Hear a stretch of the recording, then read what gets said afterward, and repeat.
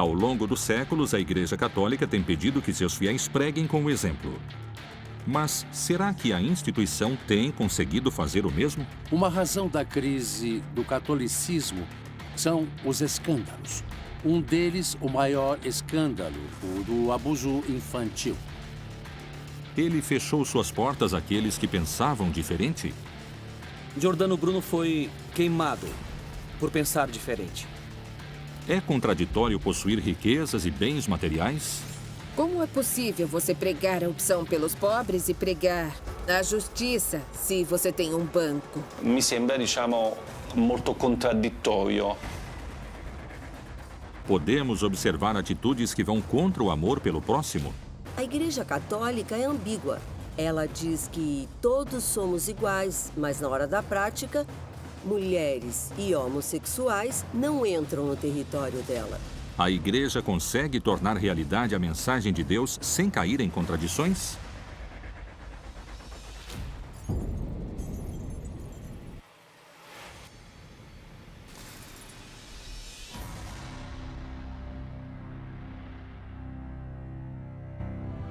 Ah, come vorrei una chiesa povera e per i poveri. Em 16 de março de 2016, o Papa Francisco disse uma frase que virou símbolo de sua gestão. Mas por que ele falou essas palavras? Acaso a igreja não é para os mais humildes?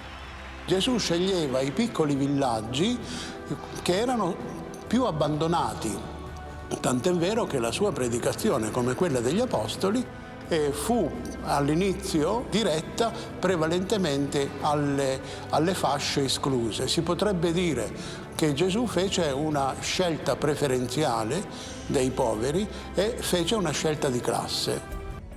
Vamos pensar na última ceia.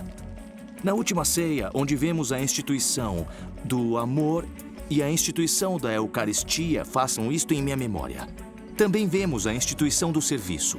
O que eu fiz com vocês, façam com todos os seus irmãos. L'origine della Chiesa Cattolica così come è diventata è un'origine, come diceva Gesù, come il granello di senape, è un'origine umile, piccola. Solo che c'è il destino delle cose storiche che francamente sfuggono anche alle loro origini. Luxos, poder, sexo e dinheiro não são a resposta ao homem.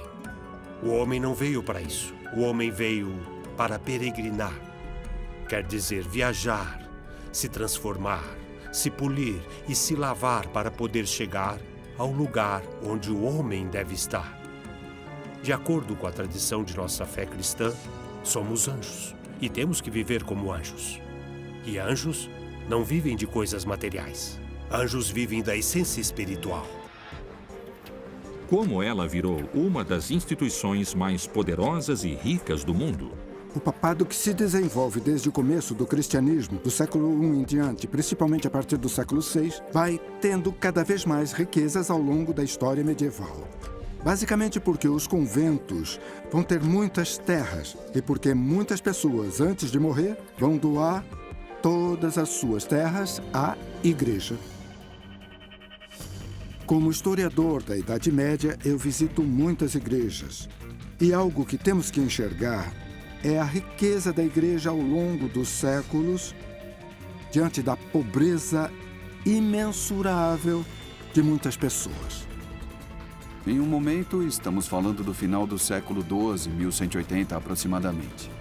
A igreja alcançou o seu maior momento de luxo, o começo do amor pela riqueza e pelo poder. Os papas com suas cortesãs, com prostitutas, isso vai se estendendo por muitos séculos. Essa completa contradição entre o discurso cristão e a prática cotidiana.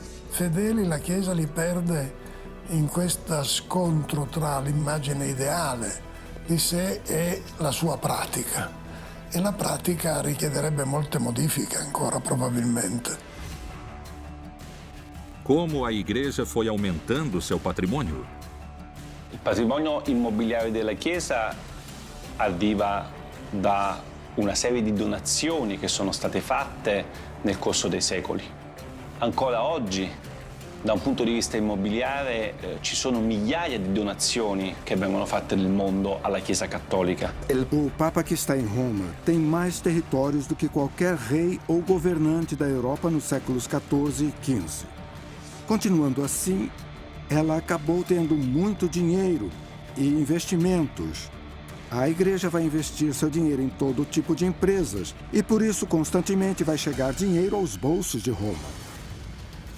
Como é possível você pregar a opção pelos pobres e pregar a justiça se você tem um banco e investe seu dinheiro em outras áreas, como, por exemplo, na área das armas de guerra ou negócios não tão condizentes com a prática da justiça e dos pobres?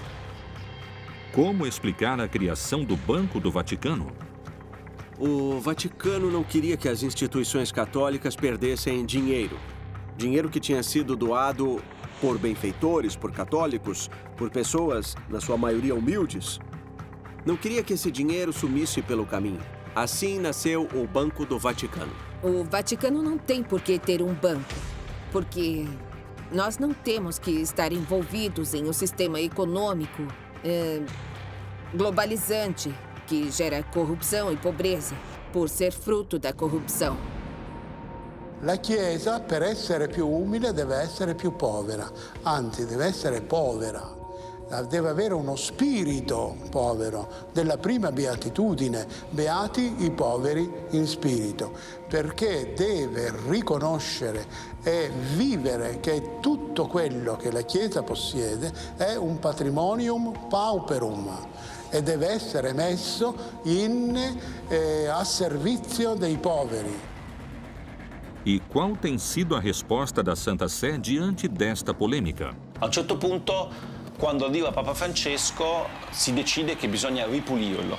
Addirittura qualcuno pensa che sia importante chiuderlo, perché è una contraddizione che il Vaticano abbia una banca. Sou de uma ordem religiosa e preciso mandar dinheiro a um país onde a igreja é perseguida. A um país onde os católicos estão, de certa forma, reprimidos. Preciso de uma instituição bancária que me garanta que essas movimentações de dinheiro sejam feitas sem roubá-lo. Secondo qualcuno che pensa che il Vangelo debba essere una sorta di guida, no? del Vaticano, e il Vangelo non scrive da nessuna parte che gli apostoli e i successori di Pietro devono costruire una banca. Mas a ajuda do Banco do Vaticano chegou apenas às organizações religiosas? Muitos usaram a amizade com padres ou com instituições católicas para abrir uma conta no Vaticano para usá-la para lavagem de dinheiro. Precisamos entender que dentro do aparato da igreja há grupos mafiosos autênticos. Então, esses grupos mafiosos estão coligados a uma série de situações incabíveis e autênticos delinquentes. O que o Papa Francisco pede é que as estruturas da igreja sejam usadas para ajudar as pessoas. O que a igreja deveria fazer? Gli appartamenti che vengono regalati alla Chiesa spesso e volentieri non vengono utilizzati per i poveri, per i profughi, non vengono affittati oppure a prezzi di mercato in modo tale che poi con quei guadagni la congregazione, per esempio Propaganda Fide, che è la maggior proprietaria immobiliare del Vaticano, possa aiutare le missioni all'estero, ai paesi del terzo mondo. Meglio sarebbe che la Chiesa amministrasse bene il suo patrimonio e lo usasse per assistere poveri, malati, ospedali. Il cardinale resta ancora, mentre parliamo, nell'attico, a godersi un attico bellissimo con un sistema Bose da 30.000 euro e con i marmi di Carrara nei bagni. Mi sembra, diciamo, molto contraddittorio come tipo di azione da parte del Vaticano.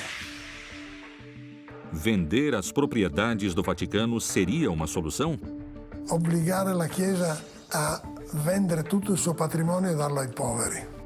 Questo qualcuno lo ha pensato. Ma intanto i poveri, una volta preso tutto il patrimonio della Chiesa, potrebbero diventare poveri di nuovo.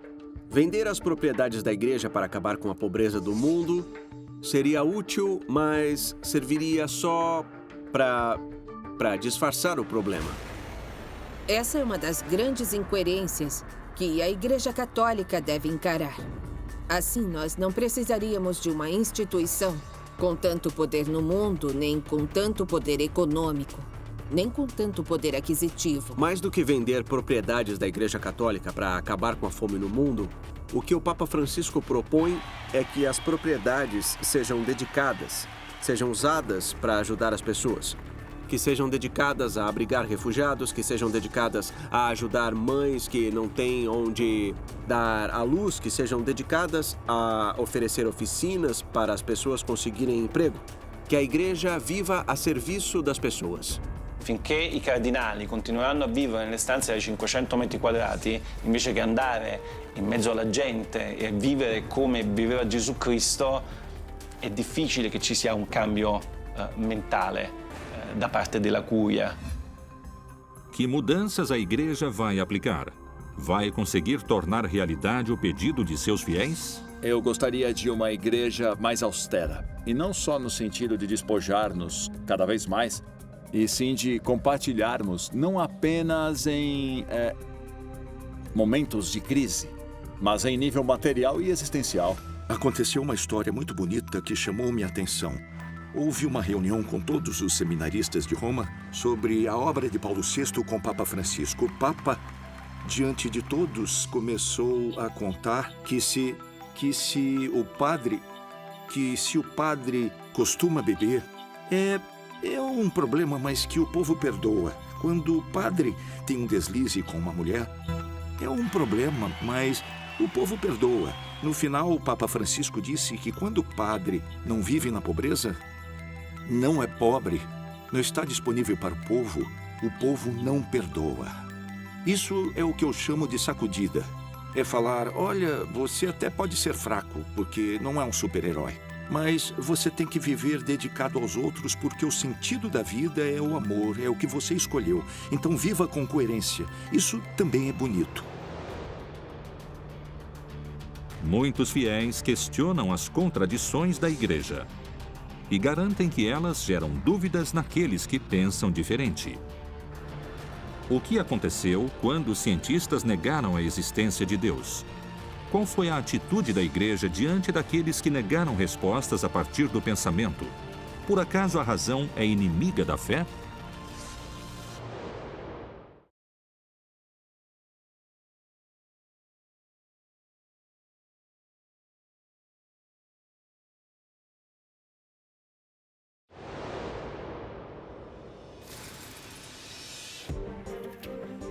Em 28 de novembro de 2016, o Papa Francisco recebeu Stephen Hawking no Vaticano.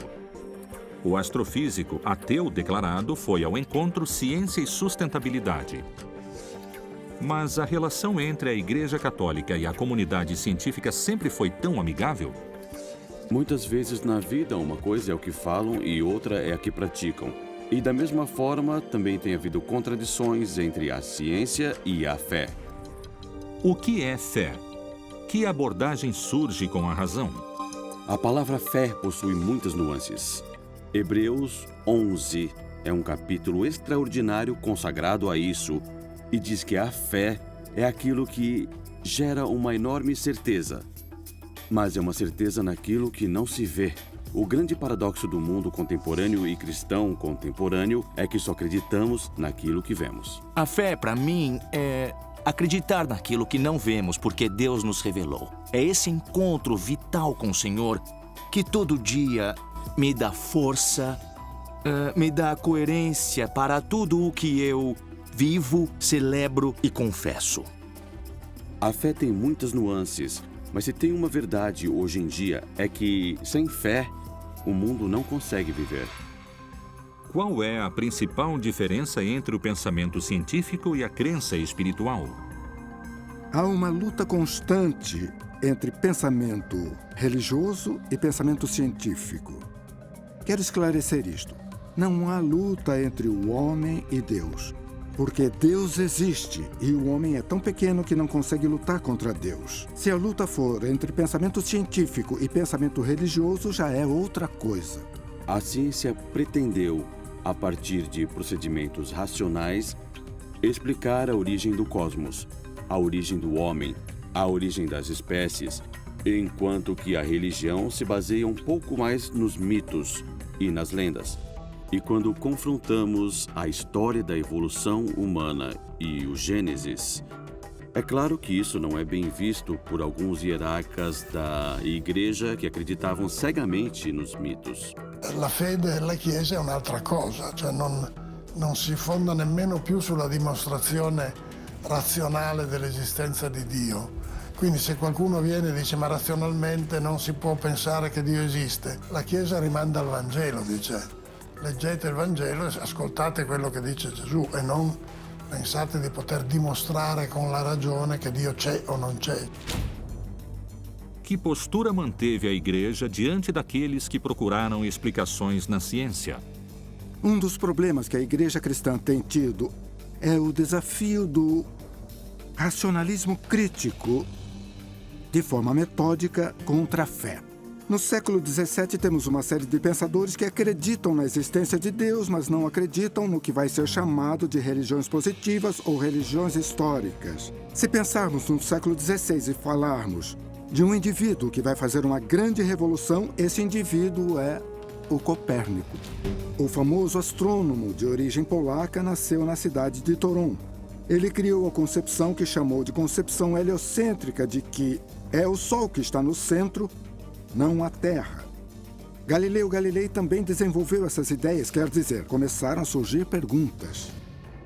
Como a Igreja reagiu? Que atitude ela teve com cientistas e intelectuais? Galileu e o movimento da Terra geraram fortes tensões na Igreja. Porque a ciência, como a entendemos agora, não tinha tantos mecanismos para deixar em evidência que a Terra está girando ao redor do Sol. Então, ainda houve um processo de fricção e daí aquela famosa subordinação de Galileu, quando ele tem que admitir seu erro e sussurra baixinho, "Eppur si muove". Não obstante, ela gira, diz o mito. Na verdade, Galileu aceitou o que lhe foi dito, continuou pensando o que pensava, mas não importa, a história é muito linda. Galileu aceitando a ideia da Igreja, mas com ele sussurrando baixo que a Terra gira. Outros não tiveram a mesma sorte. Giordano Bruno foi queimado diretamente por pensar diferente em termos astronômicos do que pensava a Igreja. A ciência surge da criação. E por que o homem não pode investigar a presença de Deus na criação? Ele vai se achar mais do que Deus? Se fomos criados à sua imagem e semelhança, por que tem medo que eu pareça com minha mãe e com meu pai? Hoje em dia, o vínculo entre a Igreja e a ciência está sendo mais aceito. Eu acho que a Igreja diretamente se retirou do campo da ciência, exceto por alguns assuntos sensíveis, como a clonagem, o aborto, ou questões muito vinculadas à vida. A Igreja, nesse sentido, fez as pazes com a evolução. Admite claramente que há uma teoria que explica as origens, mas a Igreja também soube admitir que a Bíblia não pretende dar uma explicação científica às origens do mundo. Ciência e fé podem conviver ou não, dependendo dos contextos sociais. Acho que aqui também, muito desse processo tem sido responsabilidade da Igreja, que quer ter poder sobre tudo. Dizer como foi criado o ser humano, como foi criado o mundo, e quais são os movimentos da natureza. A fé e a razão vão juntas, se iluminam e se acompanham, e ao mesmo tempo se ajudam mutuamente para poder compreender os mistérios do homem. Ao longo de sua história, a Igreja tem questionado a própria conduta e postura diante de temas difíceis. Qual tem sido a atitude diante das denúncias de abusos cometidos no interior da instituição? Serão abertos novos espaços para divorciados e padres casados?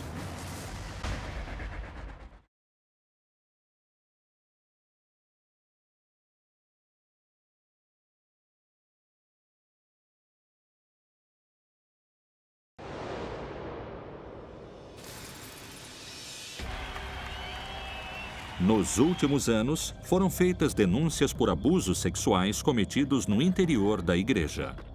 Qual foi a reação da Santa Sé? Quando falamos de abuso na Igreja Católica, falamos desses atores religiosos que ultrapassaram essa representação de poder que tem na sociedade. O pesadelo de cada caso de abuso é que existe um abusador e um bispo que não foi forte o suficiente para expulsar do sacerdócio essa pessoa que está se aproveitando dele para cometer o que o Papa Francisco chama de sacrifícios diabólicos.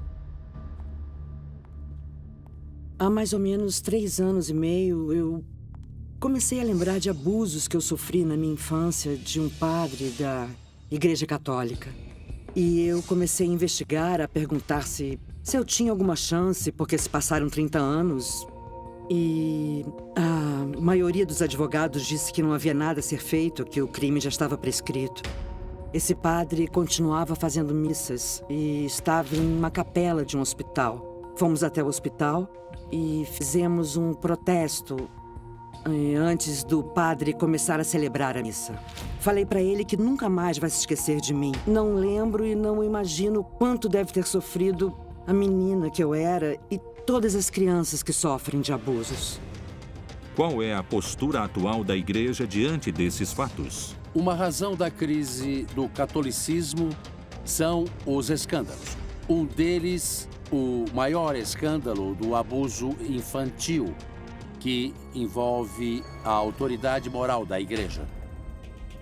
Há situações que se repetem e, por isso, falamos de uma metodologia, de um agir sistemático que se repete por parte de padres e de freiras abusivas, porque também há freiras que cometeram abusos. Para uma menina, para uma jovem, pode ser difícil distinguir uma conduta abusiva de uma conduta aparentemente afetiva de alguém do mesmo gênero. É mais disfarçada. Nos últimos anos, o abuso deste poder tem acontecido no terreno da sexualidade. O abuso é o uso do corpo do outro. Não é tanto uma questão de sexualidade como tal, é uma espécie de perversão da sexualidade. É abuso de poder, o uso do poder que se possui. Essa é a essência da pederastia. O Papa Francisco não poupa palavras duras para estes padres delinquentes, nem para aqueles que os encobriram. De que forma ficaram públicos estes episódios que deixaram em evidência a conduta de muitos homens e mulheres da Igreja? Como as vítimas de abuso têm se organizado?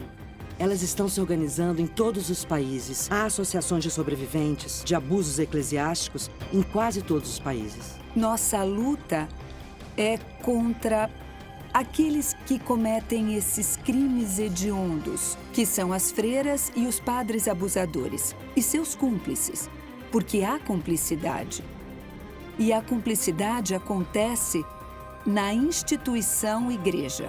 Eu acho que é muito importante ressaltar que a Igreja está aplicando medidas cada vez mais importantes e cada vez mais relevantes para os clérigos que cometeram esse tipo de abusos. Transferi-los de lugar, às vezes, sem dúvida nenhuma, acaba sendo um remédio pior que a doença. O que a Igreja pede a seus padres é que sejam exemplares no que pregam, a doutrina católica e como vivem. Há bispos e também há leigos que estão estudando essa questão também quanto à formação sacerdotal, prevendo o que está vindo da base. O fato de aproximar-nos, de nos responsabilizarmos por isso, me parece um progresso cada vez maior. Qual é a posição diante de outros temas controversos que são discutidos no seio da instituição? Outro tema que gera muito debate é a questão dos divorciados, que se casam novamente. A Igreja era inflexível, eles ficavam fora. Francisco, com sua sutileza de jesuíta, diz que não é para tanto que eles podem participar dos sacramentos, e isso está causando um escândalo imenso.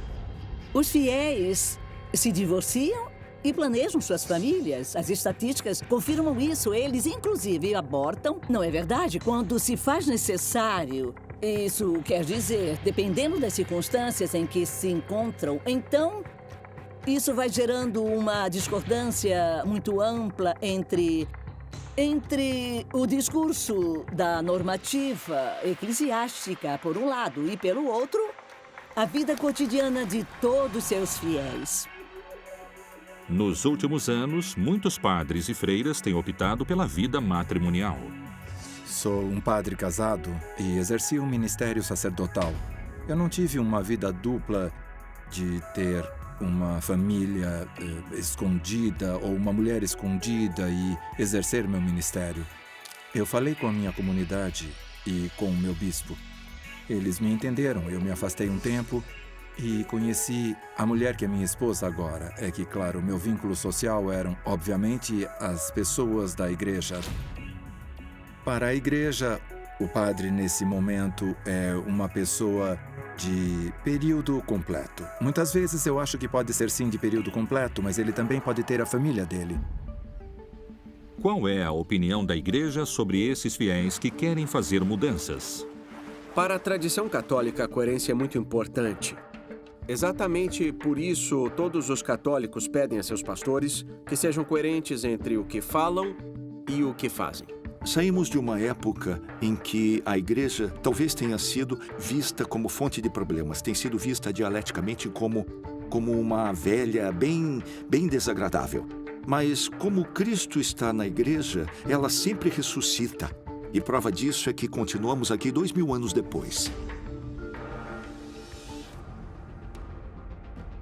Como a igreja vai incluir os fiéis que vivem experiências diferentes?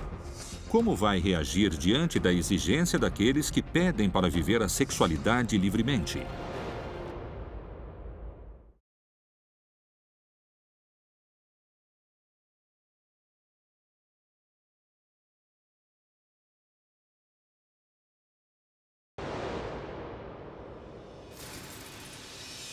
De volta da sua viagem à Geórgia e ao Azerbaijão, durante a coletiva de imprensa no avião, o Papa Francisco disse esta frase histórica: Quando uma pessoa com esta condição chega diante de Jesus, Jesus com certeza não vai falar, vai embora, você é homossexual. A quem estavam dirigidas essas palavras? O Papa Francisco espera que, antes de concluir seu papado, possa mudar 3 coisas dentro da igreja. Que o celibato seja opcional, não obrigatório. Que as mulheres tenham outro lugar dentro da igreja. E que se reconheça a união entre pessoas do mesmo sexo. Se todos nós somos iguais diante dos olhos de Deus, por que a escolha sexual seria um inconveniente? A Igreja Católica é ambígua. A Igreja Católica diz que todos somos iguais, mas na hora da prática, mulheres e homossexuais não entram no território dela. São expressões de uma igreja que está pressionada por seus dogmas e doutrinas, diante de realidades demandantes que mudam. A Igreja Católica e as igrejas cristãs têm tido, ao longo do tempo, posturas diferentes quanto ao amor entre pessoas do mesmo sexo. Os primeiros cristãos não consideravam que o amor entre pessoas do mesmo sexo fosse algo que os tirasse da santidade ou então que os mandasse para o inferno. É muito interessante ver como a própria igreja tem mudado sua concepção da homossexualidade. No começo, eram seres pecaminosos, eram seres obscuros, possuídos pelo demônio. Depois disso, a igreja concebeu a homossexualidade como uma doença grave que podia ser curada. Se a Chiesa non fosse così sessuofobica, potrebbe anche essere più tollerante con gli omosessuali. Qual foi a postura do Filho de Deus diante da homossexualidade? Non mi è mai stato citato un passo di detti di Gesù nel Vangelo in cui si condanni l'omosessualità. Tudo depende de como você ler a Bíblia, ou com qual entusiasmo ou qual concepção. Por lado, aqueles que interpretam o Antigo Testamento dizem que na Bíblia Os eventos de Sodoma e Gomorra são claramente uma condenação da homossexualidade. Temos um ritual da Igreja Católica do século X que mantinha tradições cristãs antigas para unir homens que amassem outros homens e mulheres que amassem outras mulheres. Isso começa a ser proibido, mesmo já vendo igrejas e bispos que considerassem isso errado já a partir do século V, como São Jerônimo, que foi quem inventou o conceito de sodomia. Antes de São Jerônimo, a sodomia não significava nada, não existia como conceito. Sodomita só significava aquele que nasceu em Sodoma. Não significava homossexual.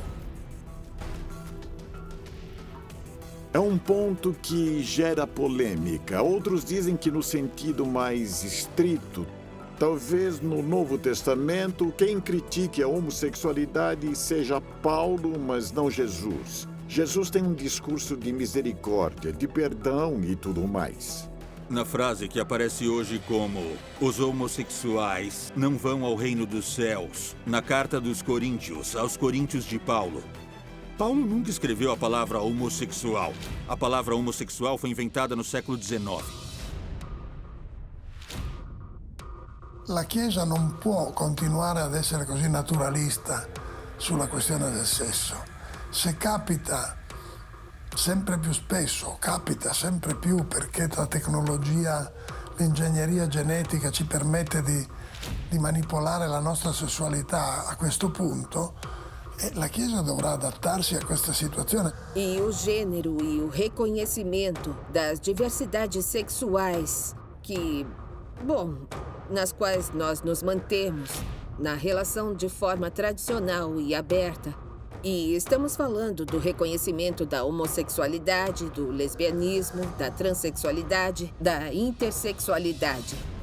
Em um gesto sem precedentes, em 2015, o Papa Francisco recebeu em sua casa de Santa Marta o transexual espanhol Diego Neria Lejarraga com a namorada Macarena.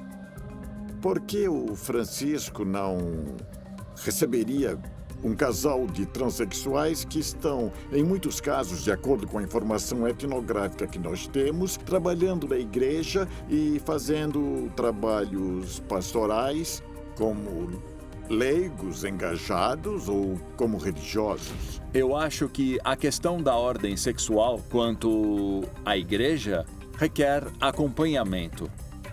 Eu já tive que acompanhar pessoas nesse aspecto e nesse aspecto também incentivando-as a viverem sua religiosidade.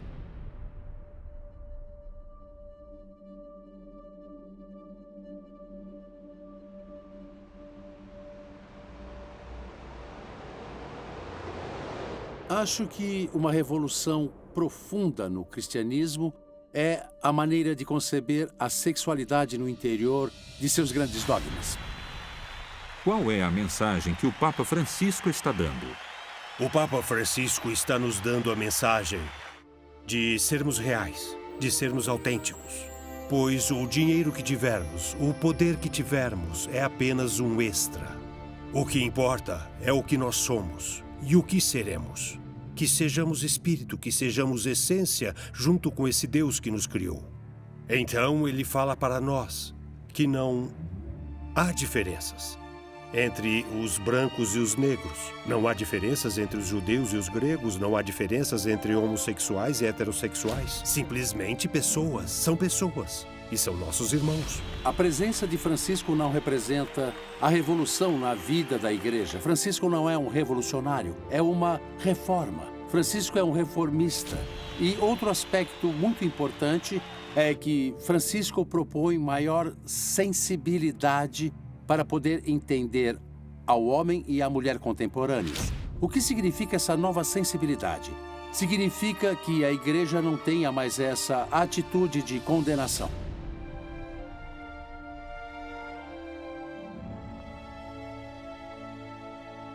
Eu sonho com uma igreja católica inclusiva, onde caibamos todos e todas e sejamos capazes de exercer lideranças em equidade de relações e de reconhecimento. Ou seja, que volte à origem de sua fundação, a origem do Evangelho, a origem de Jesus de Nazaré, que queria que todos em igualdade sentassem à sua mesa sem distinções de nenhum tipo. Precisamos desse tipo de igreja, uma igreja mais próxima às realidades sociais. Quais têm sido os gestos mais chamativos do Papa Francisco? Como a igreja tenta recuperar a confiança de seus fiéis?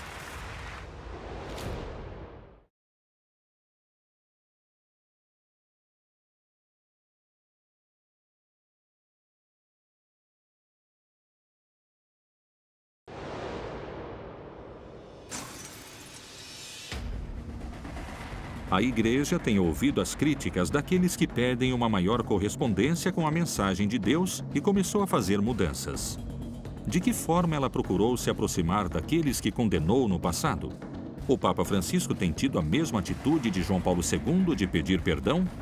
João Paulo II teve um pontificado caracterizado durante seus 27 anos pela tentativa de aproximação com judeus, com muçulmanos, uma aproximação interreligiosa. Isso foi fundamental quando ele virou o primeiro Papa da era moderna em entrar numa sinagoga para aproximar os seres humanos, para levar essa convivência que passou a ser tão necessária no mundo em que temos que viver. Pediu perdão pela intolerância e a crueldade que a instituição manifestou contra aqueles que não acreditavam e não pensavam como a instituição e que os condenou com violência, que puniu com a aniquilação de populações inteiras ou com a conquista da América Latina. Vindo mais para trás com as cruzadas, que também foram processos onde se exerceu uma grande crueldade, a Santa Inquisição, que condenou cientistas por não estarem de acordo com a interpretação das Sagradas Escrituras.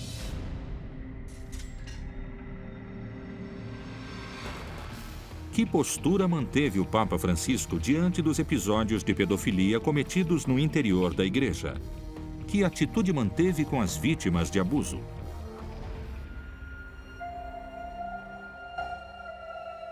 Ante Deus e seu povo, expresso minha dor pelos pecados e crimes graves de abusos sexuais cometidos pelo clero contra vocês e humildemente peço perdão. Quanto à questão dos abusos sexuais, ele vai aplicando medidas cada vez mais importantes e cada vez mais relevantes quanto aos clérigos que cometeram esse tipo de abusos. O Papa Francisco não se limitou a pedir perdão. Ele pediu às pessoas que se preparam para o sacerdócio, aos seminaristas, que sejam preparados também psicologicamente, que preparem também seus corações para a decisão de não terem relações sexuais a vida inteira. Estão dando passos e eu acho muito relevante esta questão do acompanhamento a todos os familiares. E com toda a carga dramática de toda a mágoa que ficou, mas o fato dessa aproximação de se responsabilizar por ela, e me parece um progresso cada vez maior. Que outras atitudes di João Paulo II o Papa Francisco retomou? E poi Papa Francesco è tornato sulla scena internazionale come già Giovanni Paolo II ha mediato nei rapporti tra Stati Uniti e Cuba. Parla del fenomeno dei migranti, scuotendo le coscienze dei politici. Sottolinea le grandi disuguaglianze sociali che esistono non soltanto nel sud del mondo, ma anche nel nord del mondo. È necessario affrontare insieme la questione migratoria. Non si può tollerare che il Mar Mediterraneo diventi un grande cimitero. Essendo un potere che miliardi di cattolici o di cristiani nel mondo ascoltano, è chiaro che può esercitare la sua autorità anche e soprattutto come facitore di accordi internazionali, come favorizzatore di situazioni di maggiore caritatevolezza in generale. Para muitos, o Papa Francisco parece haver interpretado a crise da Igreja, a queixa dos fiéis e o mundo em geral. Em diversas oportunidades e por meio de diversas mídias, o Papa Francisco fez alusão à postura que a Igreja deve ter diante de pessoas homossexuais. Se uma pessoa é gay e cerca il Signore e ha buona volontà, ma chi sono io per giudicarla? Nesse contexto, o que Francisco está fazendo é retomar essa mensagem de misericórdia. É o primeiro papa a pronunciar a palavra gay. Ele a falou quando estava voltando do Brasil, da Jornada Mundial da Juventude. E foi o que os jornalistas tiraram dessa entrevista e usaram "Quem sou eu para julgar os gays?". Para os conhecedores da fé, essas palavras e atitudes de Francisco são provas das mudanças que procura a Igreja Católica. Com o Papa Francisco, ser católico é viver uma proposta centrada principalmente em procurar fazer o bem ao maior número de pessoas possível. Isso não é possível se não enraizarmos a própria vida, se não virmos em nossos corações a mensagem do Evangelho, claro. Mas, no final, é isso. É fazermos o bem ao maior número de pessoas possível. Que essa seja a resposta cristã.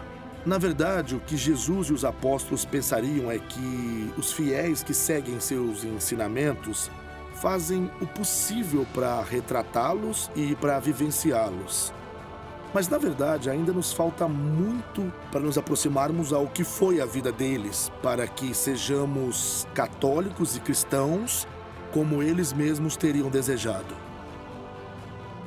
O maior milagre, o único milagre, é o milagre da vida. É o viva a vida que a humanidade não pode perder. E se tem algo que os cristãos devem dizer ao mundo, é essa mensagem de Jesus vivo. É que ele apostava na vida. Se há alguma coisa genial de que nunca poderemos prescindir por ser o maior dos milagres, é estarmos vivos.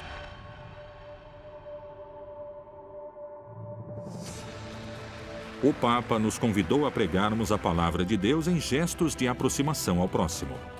Ele propôs voltarmos à mensagem de Jesus para evitar novas contradições. A mensagem dele vai poder mudar o futuro da instituição?